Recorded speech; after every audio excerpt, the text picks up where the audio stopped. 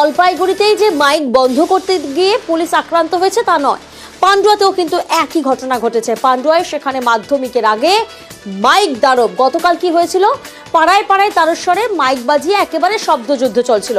গতকাল মাইকের উপদ্রব বন্ধ করতে গিয়ে আক্রান্ত হয় পুলিশ। এলো পাথারি ইটের ঘায়ে মাথা ফাটে এএসআই। আর আজ পাল্টা অ্যাকশন মোডে পুলিশ। গতকাল পুলিশ আক্রান্ত হয় আর আজ পাল্টা পুলিশের অ্যাকশন চোখে পড়ে। গ্রামে অভিযান চলে।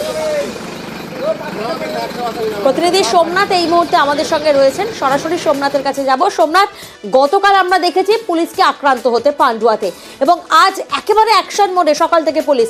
গ্রামে অভিযান চলেছে, কতজনকে আটক বা গ্রেফতার করা হয়েছে এবং এই অভিযানে কি কি বাজেয়াপ্ত করেছে পুলিশ?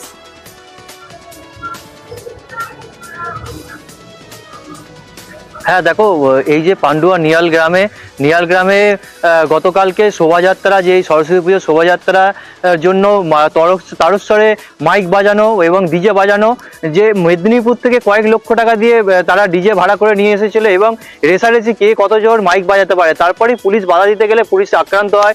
এএসআই রাজদেব হাজরা তিনি আক্রান্ত, তার মাথা ফাটিয়ে দেওয়া হয় এবং তারপরেই পুলিশ তদন্তে নামে এবং তল্লাশি করে। এবং যেসব গ্রামে যারা ওই শোভাযাত্রায় অংশগ্রহণ করেছিল তাদের মধ্যে 42 জনকে পুলিশ অ্যারেস্ট করে। আজকে চুঁচুড়া আদালতে তাদেরকে তোলা হয় এবং চুঁচুড়া আদালত 3 দিন জেল হেফাজতের নির্দেশ দেন।